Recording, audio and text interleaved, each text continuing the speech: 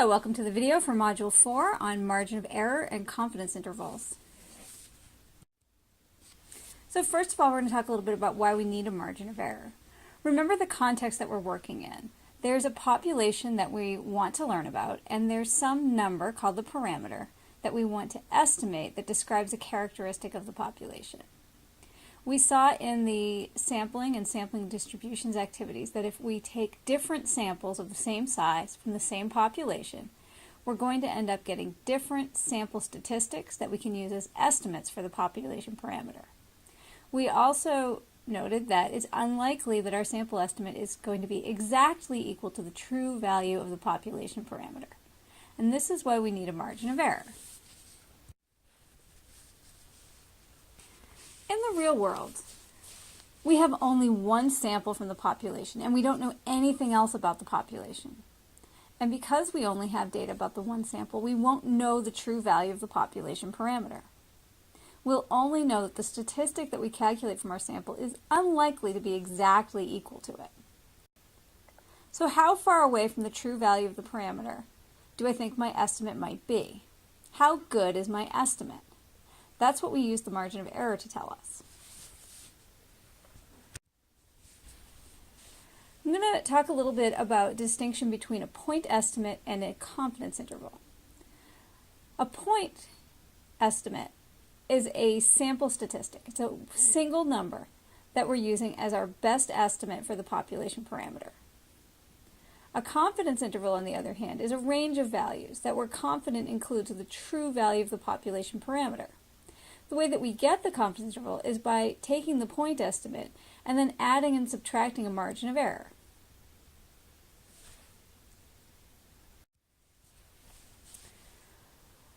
How sure are we that the true value of the parameter is contained in the confidence interval? The answer is given by the confidence level of our interval. The confidence level is selected in advance by the researcher. If we want to be more confident that our interval includes the true value of the parameter, we need a bigger margin of error because we need to include a wider range of possible values. Usually when people choose a confidence level, a 95% confidence interval is chosen. We're going to learn how to find the margin of error, but to do so, first we need to learn about something called the 95% rule. For any bell-shaped distribution, approximately 95% of the data are within 2 standard deviations from the mean. So here, this Greek symbol mu is denoting the mean, sigma is denoting the standard deviation, and we can see if we go 1, 2 standard deviations above the mean, and 1, 2 standard deviations below the mean, 95% of the values in this distribution are in the middle. Now this is important because if we remember, when we have sampling distribution, a distribution of sample statistics that come from different samples, we saw that they tend to be bell-shaped and that they tend to be centered at the true value of the parameter as long as we're taking random samples. Now because we call the standard deviation of a sampling distribution a standard error, this means that if we go 1, 2 standard errors above the true value of the parameter and 1, 2 standard errors below the true value of the parameter, 95% of samples will give us statistics that are somewhere in this range.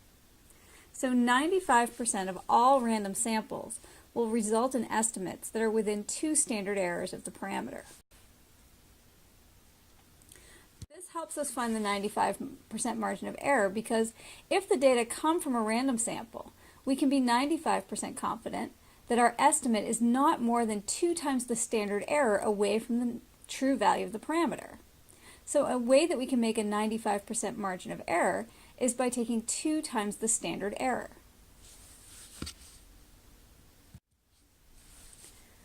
This gives us a 95% confidence interval of the point estimate plus or minus the margin of error, and the margin of error, remember, is 2 times the standard error. So if the data come from a random sample, we can be 95% confident that the true value of the parameter is contained in the interval that goes from the point estimate minus 2 times the standard error up to the point estimate plus 2 times the standard error.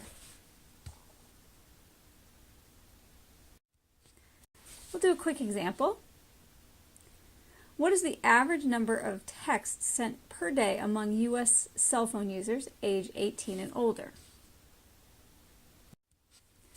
The population that we're interested here is all U.S. cell phone users age 18 and older.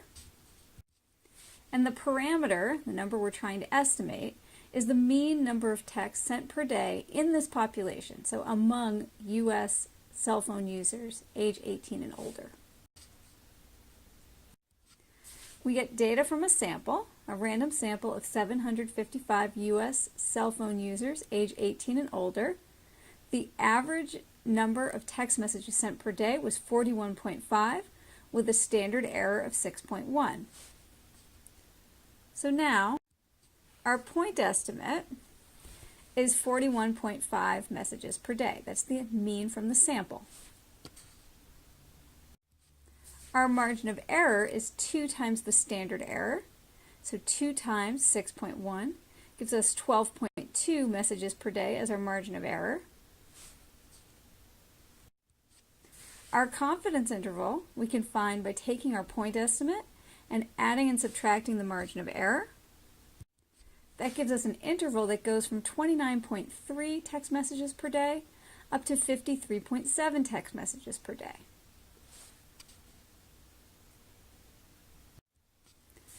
When we want to interpret our confidence interval, we interpret it by saying I'm 95% confident that the parameter is between the lower limit and the upper limit of my confidence interval. In the example we just did, the parameter was the mean number of text messages sent per day among all U.S. cell phone users age 18 and older. The confidence interval went from 29.3 messages per day to 53.7 messages per day. So I am 95% confident that the mean number of text messages sent per day among all U.S. cell phone users age 18 and older is between 29.3 and 53.7 messages per day.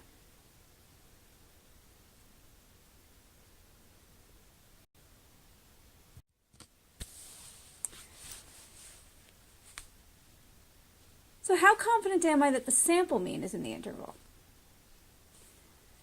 In our example, we had a random sample of 755 U.S. cell phone users, and the average number of text messages was 41.5.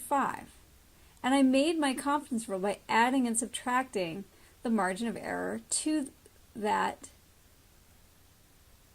point estimate of 41.5.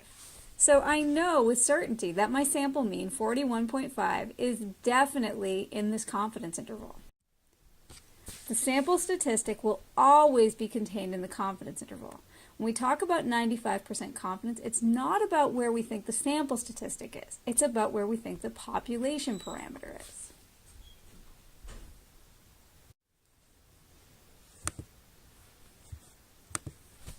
So next we'll talk about what percentage of the population is contained in the confidence interval.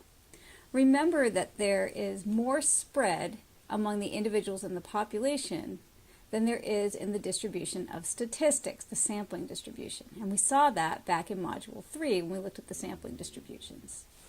So what this means is that if I need to go out 2 standard deviations in the population to get 95% of the individual values, that if I go out, remember the width of the confidence interval is based on 2 times the standard error in the sampling distribution. And so I won't need to go out as wide to get 95% of the sampling distribution, which means that the confidence interval is always going to be narrower than the range that gives me 95% of the population. And the bigger the sample size is, remember the narrower that sampling distribution gets, and so my confidence interval will be even narrower, and I'll include even less of the values from the original population in my 95% confidence interval. So the bottom line is that because there's less variation in the sampling distribution than there is in the original distribution in the population, we'll always have fewer than 95% of individuals in the population that will have values that are contained in the confidence interval.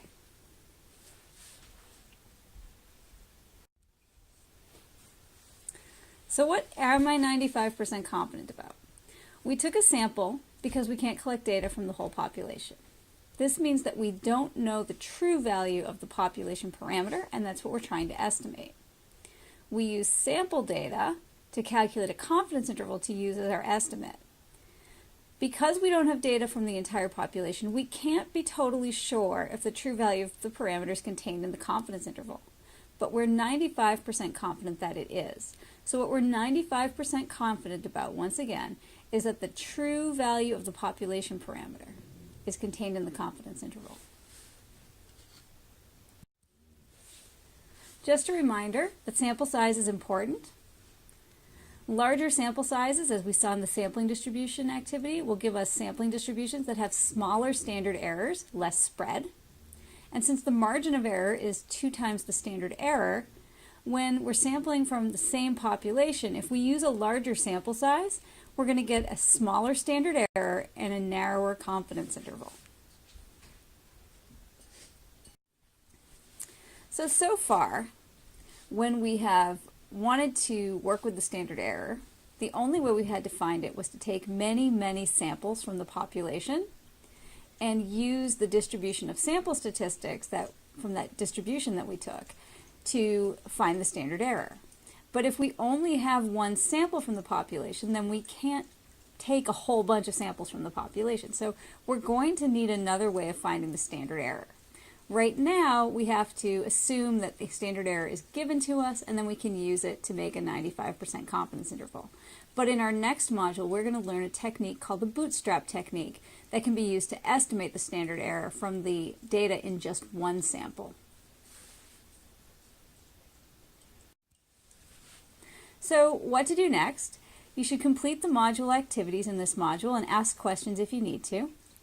After you submit them, you can check the solutions. And again, ask questions if needed to make sure that you completely understand the material so that you can complete the module quiz. Thanks. Have a good day.